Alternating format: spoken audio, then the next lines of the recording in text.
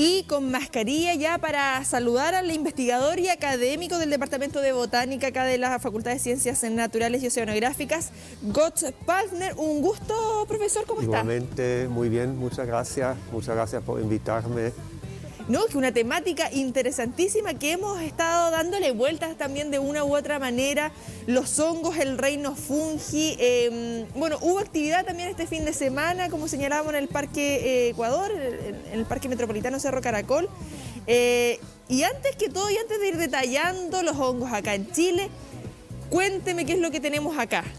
Bueno, aquí traje una muestra preservada de un hongo que bastante llamativa, ¿no es cierto? Normalmente es difícil conservar a los hongos porque consisten un 90% de agua y se deshacen rápidamente, ¿no? Tienen una vida útil muy corta, pero hay algunas excepciones como esta oreja de palo, ¿no? Ese es un hongo que encontramos, por ejemplo, en bosque nativo. ¿Lo podemos encontrar acá en Chile? Sí, efectivamente es una muestra que viene de un bosque nativo del sur de Chile. Y bueno, cumplen la función muy importante de degradar la madera muerta que se acumula en los bosques. Oye, es pesadito. Yo pensé que era como, me daba la impresión al verlo como un corcho, como que iba livianito, pero uno lo ve, claro, uno pensaría que esto es como madera, pero es increíble. ¿Esto se sabe, profe, aproximadamente cuánto tiempo tiene? Yo estimo que debe haber tenido unos 5 a 6 años aproximadamente cuando se sacó de su árbol, porque igual se puede dar cuenta que se puede notar que tiene zonas de crecimiento, ¿no? Claro. Y cada una de estas zonas de crecimiento corresponde aproximadamente a una temporada de lluvia, ¿no? Así que yo estimaría que ha tenido unos 5 o 6 años. Por ahí. Mire, porque claro, lo que usted señala respecto a la cantidad de agua que tiene, quienes... Estamos quizás, yo creo que hay quienes estamos un poquito más atentos a todo lo que pasa con el reino fungi. En particular cuando uno va al Cerro Caracol, podemos ir, sobre todo después de la lluvia, y ahí tenemos algunas imágenes para ir apoyando, podemos encontrar algunos hongos, y si uno va a los 2 días ya no están. La vida útil y cómo también cumplen este rol en nuestro ecosistema, porque hablamos de hongos y siempre lo vemos como algo mal visto. Se llenó de hongo esto, se echó a perder, pero el rol que cumplen los hongos en sí en nuestro ecosistema es muy importante y de hecho estamos rodeados por hongos, aunque no lo notamos tan fácilmente, solamente cuando forman sus estructuras reproductivas que llamamos setas, ¿no? Claro. Pero estas setas, como dijiste, tienen una vida bastante corta, pero también está el cuerpo del hongo que está escondido en el suelo, por ejemplo, o en la madera. Y son estructuras mucho más finas, más microscópicas, que no se ven a simple vista, al ojo desnudo. Para eso se necesita muchas veces un microscopio, ¿no? Pero los hongos están en todas partes, son organismos ubicuos que cumplen con varias funciones ecosistémicas muy importantes, como en este caso descomponen restos de materia orgánica, pero también hay hongos que alimentan a las plantas. Yeah. Los hongos que forman una simbiosis que llamamos micorriza. Hay hongos parasíticos. Me imagino que gran parte del público conoce los tigüeñes, ¿no? Sí. Los tigüeñes son hongos que parasitan a árboles nativos, ¿no? Pero también forman una especie de equilibrio, así que el árbol no sufre mucho, el hongo no mata a su hospedero, sino de cierta manera saca lo que necesita del árbol para vivir también. Muchas veces uno escucha cuando hay hongos hay vida, lo que significa también los tipos de hongos, porque hablamos como los comestibles o los que podemos conocer más comúnmente, muchas veces se habla también de los alucinógenos. ¿Cuántos tipos de hongo y cuántos podemos encontrar también acá en nuestra zona? Porque muchas veces uno ve... Generalmente son los cerros que logra encontrarse en ellos, pero como en el diario vivir uno no los ve tan comúnmente. ¿De qué tipos podemos ir encontrando también acá en nuestra zona? Y me refiero región del Biobío en general, más que el Gran Concepción. Sí, bueno, no hay números exactos todavía. A nivel país se han descrito a cerca de 3.300 especies de hongo, desde Atacama hasta Tierra del Fuego, más o menos. Pero faltan inventarios regionales todavía. Claro. Igual se está trabajando en eso, ¿no? pero yo estimo que aquí en la región del Biobío debemos tener por lo menos 1.500 especies de ¿Tanto? hongos, ¿no? Uy, Y eso es increíble. solamente una fracción de las especies que conocemos. Hay estimaciones a nivel mundial. Sabemos que a nivel mundial se conocen acerca de 120, 130 mil especies hasta el momento. Pero Increíble. es muy probable que hay mucho más que eso. Hay estimaciones que dicen que pueden existir más que 2 millones de especies de hongos a nivel mundial. Oh, impresionante, porque claro, el conocimiento común y lo que uno aprende también en el colegio, la levadura, la cerveza, la penicilina, y como dentro de los que cumplen cierta función directa para nosotros y hablamos de sus beneficios también. Pero me imagino, y como señalaba, la cantidad de hongos se va dando en las diversas etapas y no solamente lo visible cuando ya está florecida estos honguitos. Así es. No, y bueno, aquí en la región del Biobío, en el centro sur y sur de Chile en general, tenemos una alta diversidad de hongos porque hay más humedad, ¿no? Sí. Lo que más necesitan los hongos es humedad para crecer y para vivir. Pero un hecho muy interesante es que hasta en el desierto de Atacama podemos encontrar hongos en el momento oportuno. Y es una diversidad no menor que falta estudiar todavía. Increíble. Bueno, queremos ir conociendo. Tengo entendido que usted envió algunas fotografías para que nos vaya detallando también respecto a lo que podemos ver precisamente en imagen. A ver, ubiquémonos aquí un mimito. Ubíquese un poquito más allá nomás y acá vamos viendo Sí. también esta imagen, este tipo de hongo. ¿Dónde lo podemos encontrar? Eso es una especie nativa que existe solamente en el centro sur de Chile, entre Puerto Montt y Talca aproximadamente. Se llama Amanita guyana. ¿Ya? No tiene nombre común, no solamente el nombre científico. Y crece solamente en bosque nativo, donde forma una simbiosis micorrízica con las raíces de los árboles nativos. Van variando de acuerdo, por ejemplo, a las condiciones climatológicas. Si llueve más, crece de un color. Porque, por ejemplo, y acá, a ver si Germán me ayuda, yo siempre le genero problema acá a los chiquillos. Yo tengo esta fotografía del fin de semana pasado en el Cerro Caracol. Y claro, esta es como la típica que uno puede ver en dibujos animados. Y uno puede encontrarla en diversos tamaños, colores, no sé ahí si va variando de acuerdo a las condiciones que hay. Correcto. Sí, muchas veces los colores cambian dependiendo de la radiación solar que recibe, ¿no? De la cantidad de lluvia también, si el clima es más seco o más húmedo, ¿no?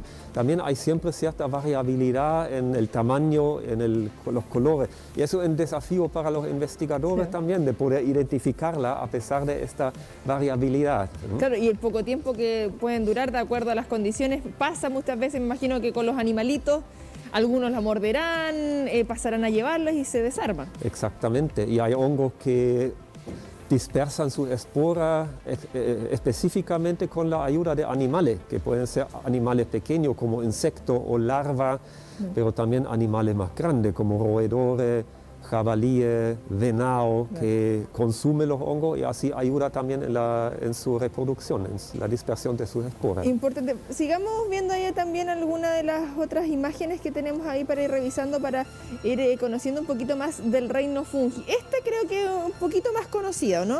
Sí, eso es también una amanita, ¿Ya? una especie hermana de la anterior. Esa es una especie tóxica, sí. De hecho, el nombre lo expresa. El nombre científico es Amanita toxica. Es una especie que hace 50 años atrás no existía en Chile, que llegó junto con las plantaciones forestales. Porque muchos hongos tienen asociaciones muy específicas con ciertas especies de árboles, ¿no? Claro. Y este hongo, por ejemplo, crece bajo los pinos, pero lamentablemente es una especie tóxica que puede ser incluso mortal para las personas que lo consumen por confusión o por error. Y profesor, bueno, qué bueno que llegamos a ese punto también respecto a eso, porque sabemos el poco conocimiento que hay de la población respecto a esto. Muchas veces uno puede decir o confundirla con un hongo o un champiñón que puede encontrar en el supermercado y decir, oh, este me sirve para cocinar. ¿Hay alguna manera de identificar que sean tóxicos o no, más allá de, claro, esta especie en particular, pero por ejemplo, ¿hay algo que los caracterice, que uno pueda decir, sí, esto no me tengo que acercar, no la tengo que consumir? Lamentablemente no hay una característica común que destaca o distingue todas las especies tóxicas, por la simple razón que las toxinas, los venenos que tienen son muy diversos, no son los mismos en todas las especies. Así que no hay un test químico común, por ejemplo, o otro tipo de test simple que nos permite identificar una especie tóxica. La única manera es aprenderse la forma, el color y también dónde crece y cuándo crece para distinguirla. La buena noticia es que no hay tantas especies tóxicas mortales, son unas pocas nomás y no son tan difíciles de memorizar como esta, por ejemplo. Y esta es la que típica, y la conoce por los pitufos. Exactamente. Dentro de lo más coloquial y lo más común que uno puede ver en los dibujos animados, típica esta. Sí. Pero acá la vemos florecida de una manera distinta porque puede ser más redondita o más como paragüita. Eso depende de la edad también, porque dentro de los días de vida que tienen también cambian de forma. Cuando están comenzando a crecer tienen forma de un huevo. Sí, y el sombrero en estado juvenil es como una pelotita, ¿no? Sí. Pero después se abre y forma el típico sombrero tipo paraguas, ¿no? E incluso cuando ya está llegando al fin de su vida útil, digamos, puede doblarse hacia arriba y para hacer una copa, ¿no? Bonita. Esta manita es la más es de la manita también. Sí, correcto. Yo pensé que esta es solamente de la manita, ahí estoy aprendiendo un poquito también, dentro de la manita esta. Eso es el nombre científico de la especie Amanita muscaria y el nombre común es matamoscas, que se hace referencia a una tradición en el campo, sobre todo en países europeos. En el pasado los campesinos para matar a las moscas molieron esta seta, sabiendo que era tóxica, venenosa, la mezclaron con leche y dejaron un plato con la leche envenenada en las ventanas de su casa, ¿no? Mire, pues. Y las moscas se sacaron, consumieron esta leche junto con la toxina y murieron después. Mira, interesante. Puede servir ahí para algunos que tienen problemas con las moscas. Claro, una insecticida biológica, natural, exacto. Sí. La edad promedio de la manita en general varían de acuerdo a su tipo. Bueno, sabemos que es complejo porque de acuerdo a las condiciones, pero en promedio, una edad, ¿cuánto pueden llegar? Yo diría una semana aproximadamente. Mira, jovencísima. Sí, sí. Mira, muy poquito es lo que dura. Sigamos revisando las imágenes. No, aquí no. Es como un cítrico, como una naranja. Sí, eso es un hongo, parece más grande en la foto, en realidad es una especie bien chiquitita que alcanza con suerte 1 a 2 centímetros de diámetro. Pero compensa un poco por sus colores llamativos, ¿no? Está anaranjado por fuera, por debajo tiene este tono rojo liláceo, ¿no? Y aparece además en grandes grupos, lo podemos encontrar en bosque nativo sobre ramas secas de distintos tipos de árboles. Y casi durante toda la temporada, porque es un hongo que también aguanta bastante la sequía del verano. Y un detalle interesante es que este hongo podemos encontrar hasta la región de Coquimbo, por ejemplo en el Parque Nacional Fray Jorge. Es más factible que no requieran tanta humedad como los otros. Exactamente, sí. Se llama, bueno, lamentablemente no tiene nombre común y el nombre científico suena algo complicado, se llama Anthracophilum discolor, ¿no? Sí. Pero eso no aplica a muchas especies nativas que fueron en algún momento descritos por científicos que les dieron sus nombres, pero no alcanzaron a ser bautizadas por el pueblo todavía, ¿no? Discolor, le vamos a decir, más fácil. Seguimos viendo acá también, conociendo un poquito del reino fungi, que es también genera bastante atractivo a las personas durante esta época. Vamos a ir conociendo. ¿Cuál es la siguiente imagen que tenemos ahí, señor director? Vamos a ir ver la siguiente. Estamos con el profesor Götz Palfner, investigador acá del Departamento de Botánica de la Facultad de Ciencias Naturales y Oceanográficas. ¿Y acá qué estamos viendo? Ya, aquí podemos ver mi favorito. Sí, a ver. Si me preguntan por los hongos más emblemáticos de Chile, ahí están por supuesto los digüeñes por un lado, y en segundo lugar, o quizá en primer lugar incluso, yo colocaría ese es el famoso loyo. Nombre científico Boletus loyo, Loyo es el nombre en Mapuzungún porque los mapuches lo conocen y lo consumen también hace mucho tiempo. Sí. Es uno de los hongos comestibles, según mi criterio, más ricos que tenemos. Por eso lo ponen en el número 1 en la lista. Sí, exactamente. No, además tiene un tamaño, unos colores muy llamativos. El sombrero, cuando está completamente desarrollado, puede alcanzar hasta 40 centímetros de diámetro. Sí, grande. Y el sombrero tiene además este color rojo, tono vino tinto, ¿no es cierto? Y el pie contrastando con su color amarillo, una especie muy llamativa, lamentablemente relativamente escaso, porque también crece solamente en bosque nativo y en una zona donde ya no existe mucho bosque nativo por las actividades humanas, ¿no? Así que hace un par de años esta especie también está protegida por el Ministerio del Medio Ambiente, ¿no? Importante destacar eso. Seguimos revisando también otros hongos y todo lo que estamos hablando, reino fungi. Y profesor, antes de detallar la siguiente imagen, si por ejemplo uno quisiera cultivar hongos, ¿es posible hacerlo en la casa?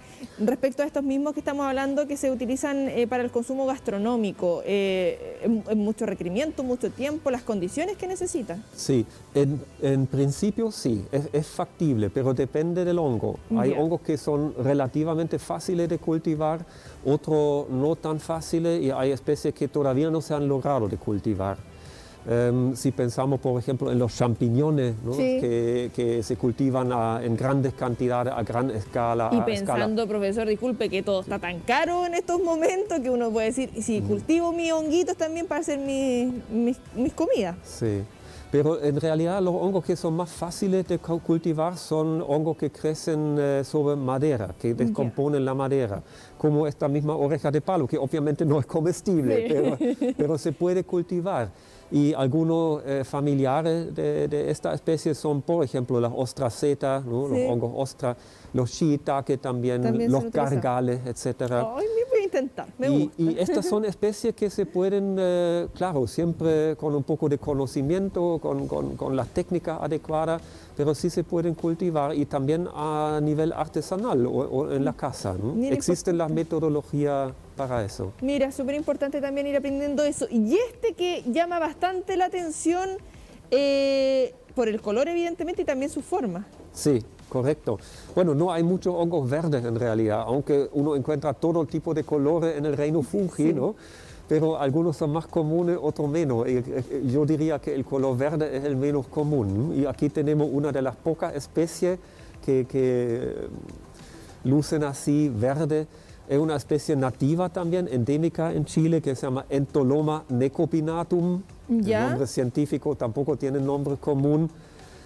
Y que crece en los bosques nativos más húmedos, ¿no? Yo diría desde la Patagonia hasta la región del Biobío aproximadamente. ¿Propiedad de este hongo en particular se puede consumir para la alimentación? ¿Tiene otro uso?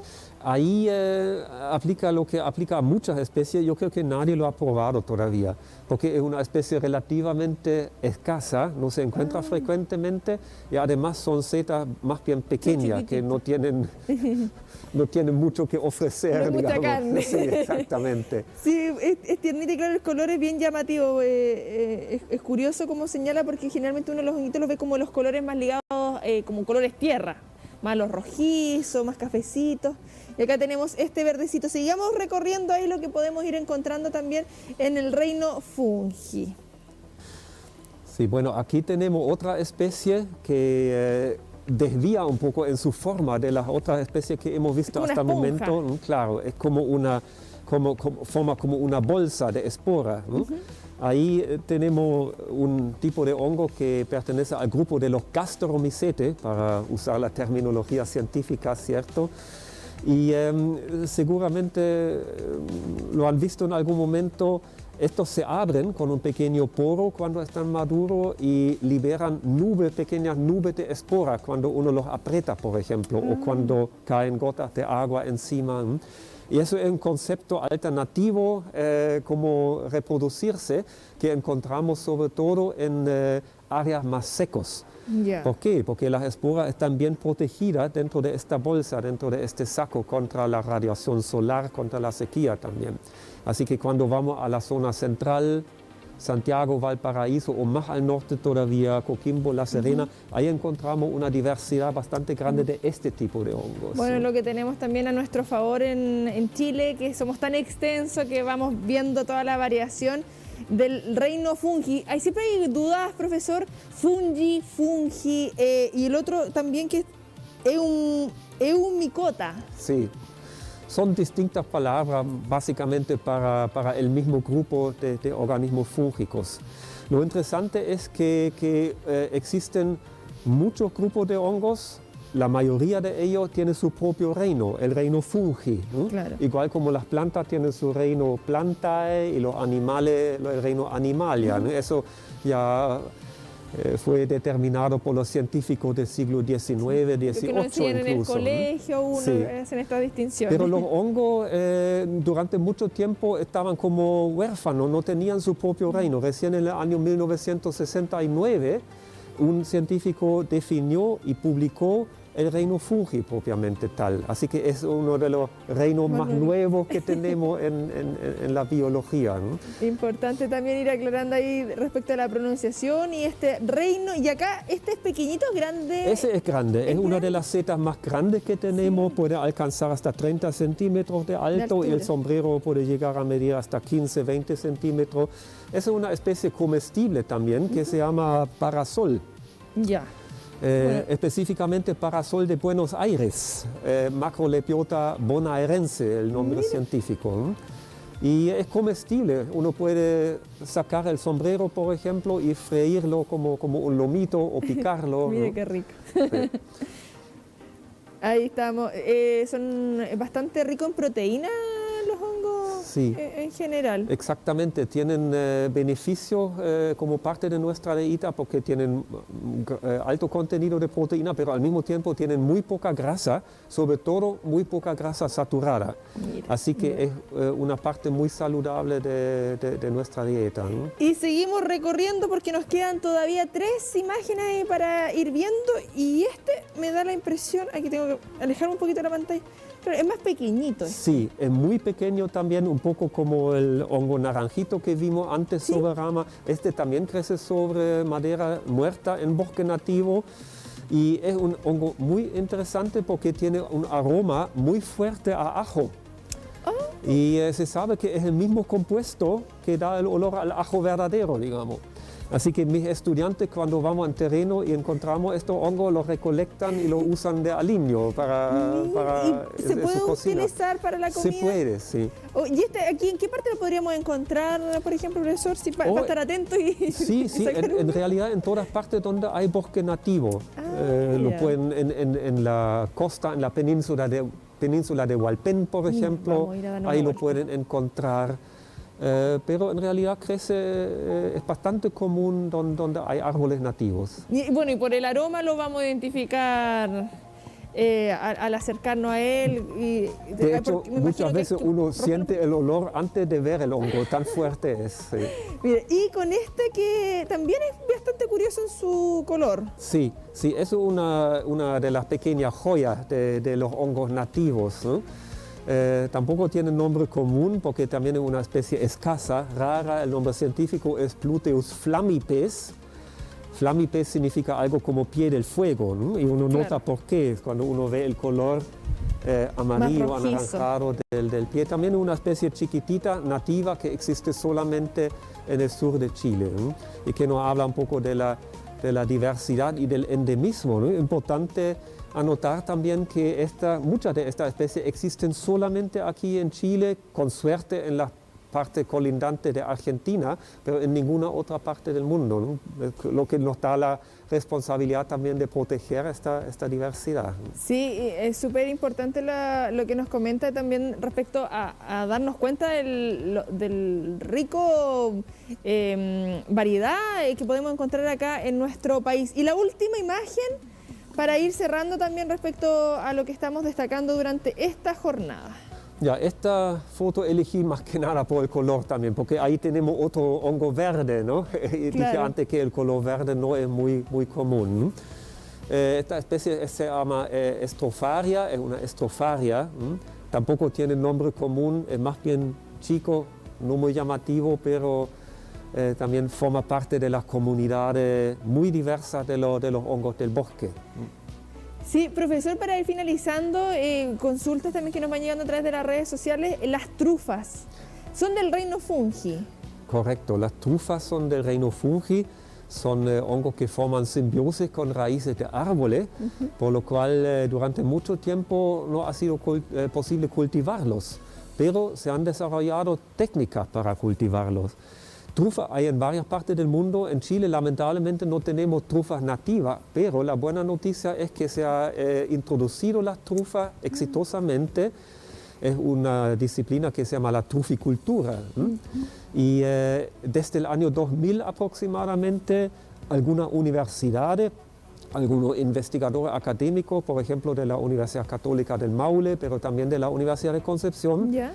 han desarrollado las técnicas y perfeccionado las técnicas para cultivar las trufas en Chile. Y hoy día, desde la zona central hasta la zona sur, podemos encontrar agricultores que se dedican a la truficultura y tienen campos con árboles y en las raíces de estos árboles crecen las trufas. Sí, bueno, ahí tenemos imagen para apoyar respecto a las trufas. Hay un nombre, no recuerdo en este momento, profesor, de lo que se genera bajo la tierra, cómo se conectan los hongos en sí, porque es como una conexión interna entre ellos. Tiene un nombre, no recuerdo. Exactamente, estás hablando del micelio, ¿no? Eso mismo. Sí. Como dije antes, lo que vemos a ojo desnudo son solamente las estructuras reproductivas, son como los frutos de las plantas, ¿no? Pero el cuerpo del hongo consiste de un entrelazado de células microscópicas filamentosas, ¿no? Que es como una telaraña que está escondida en la tierra. Y este cuerpo llamamos el micelio.